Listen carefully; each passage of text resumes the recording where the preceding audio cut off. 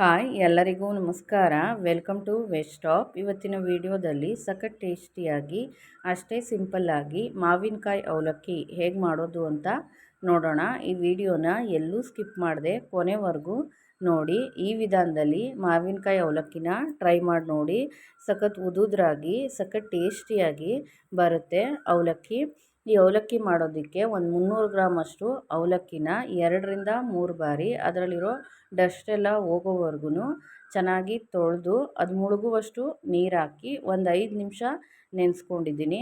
5 ನಿಮಿಷ ನೆನೆಸ್ಕೊಂಡ್ರೆ ಸಾಕಾಗುತ್ತೆ. ಜಾಸ್ತಿ ಹೊತ್ತು ನೆನೆಸ್ಕೊಂಡ್ರೆ ಅವಲಕ್ಕಿ ಉದುದ್ರಾಗಿ ಬರೋದಿಲ್ಲ, ಮುದ್ದೆ ಮುದ್ದೆ ಆಗೋಗುತ್ತೆ. ಹಾಗಾಗಿ ಒಂದು 5 ನಿಮಿಷ ನೆನೆಸ್ಕೊಂಡ್ರೆ ಸಾಕು. ಈಗ 5 ನಿಮಿಷ ನೆಂದಿರೋ ಅವಲಕ್ಕಿನ ಅದರಲ್ಲಿರೋ ನೀರನ್ನೆಲ್ಲ ಸಪ್ರೇಟ್ ಮಾಡ್ಕೋಬೇಕು. ಹಾಗಾಗಿ ಒಂದು ಸ್ಟ್ರೈನರ್ಗೆ ಅವಲಕ್ಕಿನೆಲ್ಲ ಸೇರಿಸ್ಕೊಂಡಿದ್ದೀನಿ. ಅವಲಕ್ಕಿನ ಸೇರಿಸ್ಕೊಂಡು ಅದ್ರ ಮೇಲೆ ಒಂದು ಲಿಡ್ನ ಅಥವಾ ಒಂದು ತಟ್ಟೆನ ಕ್ಲೋಸ್ ಮಾಡಿ ಒಂದು 5ರಿಂದ 6 ನಿಮಿಷ ಹಾಗೇ ಬಿಡಬೇಕು. ಈ ಥರ ಬಿಟ್ಟರೆ ಅವಲಕ್ಕಿ ಉದುದ್ರಾಗಿ ಬರುತ್ತೆ, ಮುದ್ದೆ ಮುದ್ದೆ ಆಗೋದಿಲ್ಲ, ಒಂದಕ್ಕೊಂದು ಅಂಟೋದಿಲ್ಲ.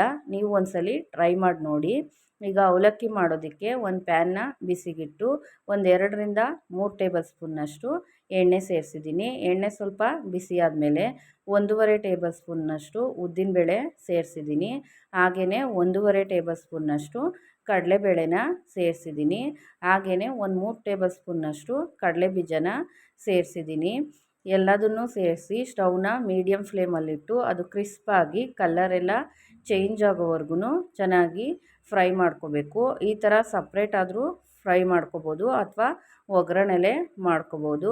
ಇದೆಲ್ಲ ಫ್ರೈ ಆದಮೇಲೆ ನಾನು ಒಂದು ಬಟ್ಲಿಗೆ ತೆಗೆದು ಇಟ್ಕೊಂಡಿದ್ದೀನಿ. ಈಗ ಅದೇ ಪ್ಯಾನ್ಗೆ ಮತ್ತೆ 1ರಿಂದ 2 ಟೇಬಲ್ ಸ್ಪೂನ್ನಷ್ಟು ಎಣ್ಣೆನ ಸೇರಿಸಿದ್ದೀನಿ. ಅವಲಕ್ಕಿಗೆ ಎಣ್ಣೆ ಸ್ವಲ್ಪ ಜಾಸ್ತಿ ಇದ್ದರೆ ಚೆನ್ನಾಗಿರುತ್ತೆ. ಹಾಗಾಗಿ ಎಣ್ಣೆ ಸ್ವಲ್ಪ ಬಿಸಿ ಆದಮೇಲೆ ಒಂದು ಅರ್ಧ ಟೇಬಲ್ ಸ್ಪೂನ್ನಷ್ಟು ಸಾಸಿವೆ ಹಾಗೆಯೇ ಅರ್ಧ ಟೇಬಲ್ ಸ್ಪೂನ್ನಷ್ಟು ಜೀರಿಗೆನ ಸೇರಿಸಿದ್ದೀನಿ. ಸಾಸಿವೆ ಜೀರಿಗೆ ಎಲ್ಲ ಸಿಡಿದ ಮೇಲೆ 8ರಿಂದ 9 ಹಸಿಮೆಣ್ಸಿಕಾಯಿನ ಸೇರಿಸಿದ್ದೀನಿ.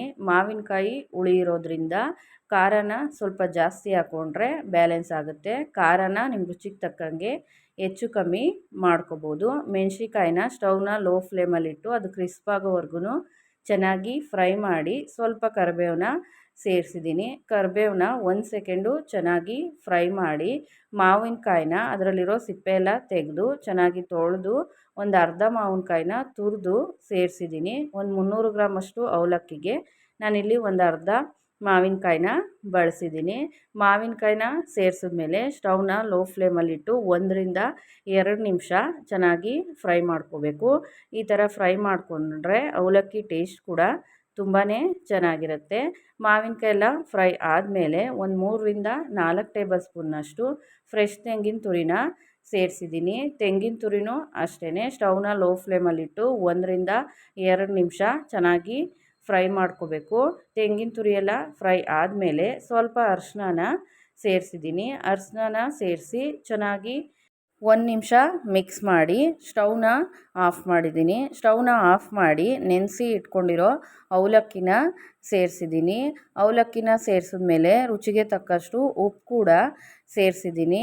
ಹಾಗೆಯೇ ಸ್ವಲ್ಪ ಕೊತ್ತಂಬರಿ ಸೊಪ್ಪನ್ನ ಸಣ್ಣ ಸಣ್ಣದಾಗಿ ಹಚ್ಚಿ ಚೆನ್ನಾಗಿ ತೊಳೆದು ಸೇರಿಸಿದ್ದೀನಿ. ಹಾಗೆಯೇ 1 ಟೇಬಲ್ ಸ್ಪೂನ್ನಷ್ಟು ತೆಂಗಿನ ತುರಿನ ಸೇರಿಸಿದ್ದೀನಿ. ತೆಂಗಿನ ತುರಿ ಬೇಡ ಅಂದರೆ ಸ್ಕಿಪ್ ಮಾಡ್ಬೋದು. ಹಾಗೆಯೇ ಹುರಿದು ಇಟ್ಕೊಂಡಿರೋ ಕಡಲೆಬೀಜ, ಕಡಲೆಬೇಳೆ ಹಾಗೆಯೇ ಉದ್ದಿನಬೇಳೆ ಎಲ್ಲ ಸೇರಿಸಿ ಮಿಕ್ಸ್ ಮಾಡ್ಕೋಬೇಕು. ಮಸಾಲೆ ಎಲ್ಲ ಅವಲಕ್ಕಿಗೆ ಹೊಂದೋ ಹಾಗೆ ಚೆನ್ನಾಗಿ ಮಿಕ್ಸ್ ಮಾಡ್ಕೋಬೇಕು.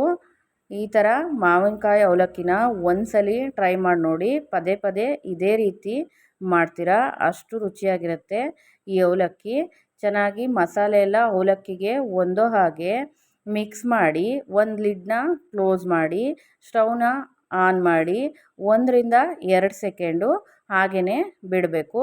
ಈ ಮಸಾಲೆ ಎಲ್ಲ ಅವಲಕ್ಕಿ ಅಬ್ಸರ್ವ್ ಆಗೋ ಹಾಗೆ 1ರಿಂದ 2 ಸೆಕೆಂಡು ಬಿಟ್ಟರೆ ಅವಲಕ್ಕಿ ಟೇಸ್ಟ್ ಕೂಡ ತುಂಬಾ ಚೆನ್ನಾಗಿರುತ್ತೆ. 1 ಸೆಕೆಂಡು ಆದಮೇಲೆ ಸ್ಟವ್ನ ಆಫ್ ಮಾಡಿ ಅವಲಕ್ಕಿನ ತೋರಿಸ್ತಾ ಇದ್ದೀನಿ. ಸಖತ್ ಟೇಸ್ಟಿಯಾಗಿ ಅಷ್ಟೇ ಉದುದ್ರಾಗಿ ಬರುತ್ತೆ ಈ ಮಾವಿನಕಾಯಿ ಅವಲಕ್ಕಿ. ಖಂಡಿತವಾಗ್ಲೂ ತುಂಬಾ ಚೆನ್ನಾಗಿರುತ್ತೆ. ಒಂದ್ಸಲಿ ಟ್ರೈ ಮಾಡಿ ನೋಡಿ ಈ ವಿಧಾನದಲ್ಲಿ.